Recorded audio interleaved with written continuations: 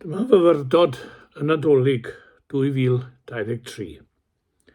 Yn ein newyn a niwall, awn i'r wyl garolau'n ddi-ddeall, I ddyhau ar weddi'n ddall, mor hwyr, am wawr arall.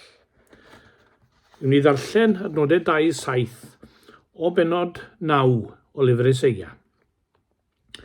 Mae'r bobl oedd yn byw yn y tywyllwch wedi gweld golau llachar. Mae golau wedi gwawrio ar rhai oedd yn byw dan gysgod marwolaeth. Ti wedi lluosogi'r genedl a'i gwneud yn hapus iawn. Maen nhw'n dathlu o dy flaen di fel ffermwyr adeg y cynheuaf neu filwyr yn cael sbri wrth rannu'r ysbail. Achos rwy ti wedi torri'r iau oedd yn faich arnyn nhw, a'r ffon oedd yn curo'u cefnau nhw, sef gwialen y meistr gwaith, fel y gwnes di bryd hynny yn Midian. Bydd yr esgidiau fi'n sathru maes y gad a'r gwisgoedd gafodd ei rholio mewn gwaed yn cael ei taflu i'r fflamau i'w llosgi. Achos mae plentyn wedi cael ei eni i ni, mab wedi cael ei roi i ni. Bydd e'n cael y cyfrifoldeb o lywodraethu, a bydd e'n cael ei alw yn strategaidd rhyfeddol, y diw arwrol, tad yr oesoedd, tywysog heddwch. Fydd ei lywodraeth ddim yn stopio tyfu, a bydd yn dod â llwyddiant di-ben draw I orsedd Dafydd a'i deyrnas. Bydd yn ei sefydlu a'i chryfhau a theyrnasu'n gyfiawn ac yn deg o hyn allan ac am byth. Mae'r arglwydd holl bwerus yn benderfynol o wneud hyn I gyd. Gawn ni weddio. Dyn wrth flaen o ddiw I ryfeddu unwaith eto dy fod yn dy ragluniaeth fawr wedi anfon dy fab dy hun i'n byd fel un ohono ni. Diolchwn I ti am ein harglwydd Iesu Grist, am ei eni mewn stabal y methlem 2000 o flynyddoedd yn ôl, ei fachgendod ar eilwyd Joseph a Mair, ei waith fel saer yn Nazareth, ei weinidogaeth o ddysgu, pregethu a iachau, ei farw aberthol drosom ni ar y groes, ei atgyfodiad gogoneddus. Wrth I ni edrych ymlaen a ddathlu'r Nadolig ein tad, gweddiwn ar Iesu Grist gael ei le yn ein calonnau, ar ein helwydydd, yn ein gwaith, ac ym mhob rhan o'n bywydau. Croesawn yr Iesu byw, ein ceidwad, i'w le yn y canol ar ddydd ei ben blwydd. Syrthiwn wrth ei draed i'w addoli a'i garu. Rhawn ein hunain yn gwbl iddo. Amen.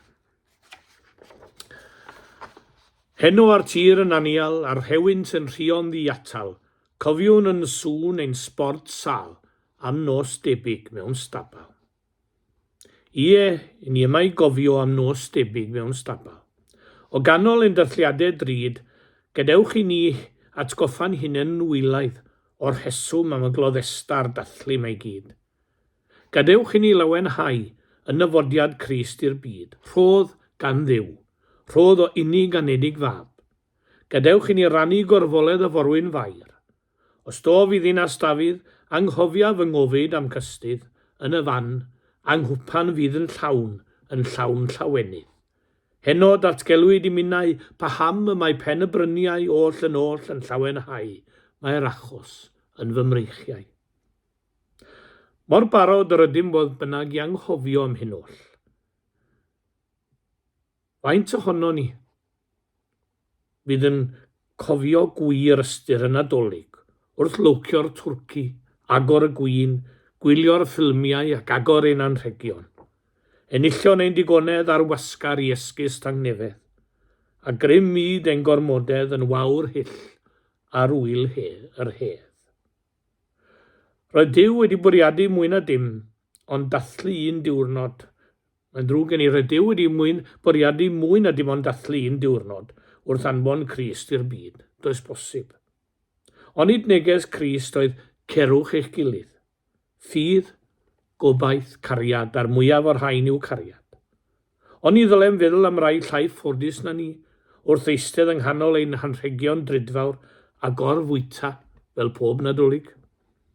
Meddyliwch am rai o'n haelodau a'n ffrindiau sy'n glaf neu'n yr ysbyty dros yr wyl. Rhai ohonynt yn wynebu llawdriniaethau o bosib.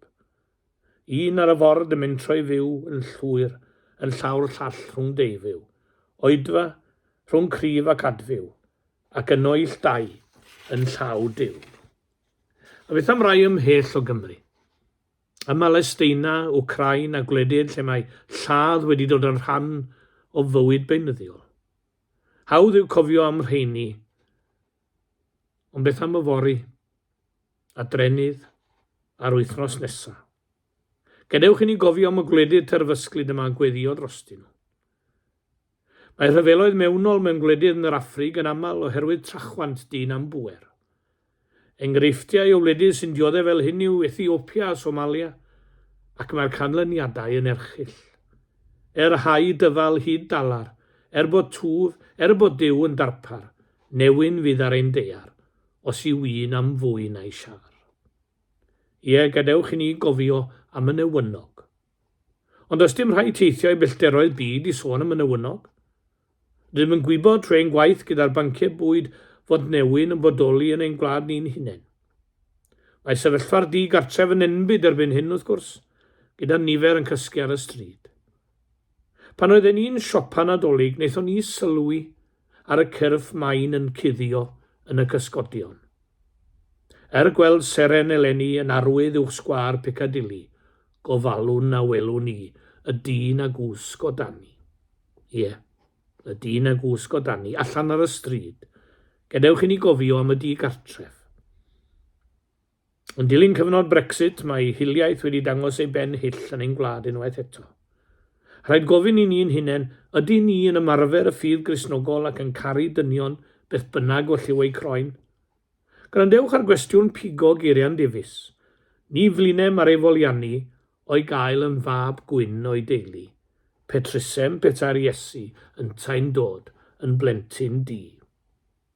Yr hyn sy'n ddiddorol yma yw nad dyn gwyn oedd yr Iesu wrth gwrs, ac yn tain dod o Balesteina. Does ganddo ni fel dynion gwyn ddim monopoli ar Iesu yn sicr. Gadewch i ni gofio am ffrindiau sy'n dioddef oherwydd hiliaeth a chasineb, oherwydd lliw eu croen, neu bod yn wahanol i ni mewn unrhyw fodd. Nadolig yma eto mae cryn dipyn o waith cofio mewn brodyr trwy'r byd i gyd yn dos e. Tipyn mwy na allwn ni'n neud mewn pryn gwarter awr fan hyn heddi.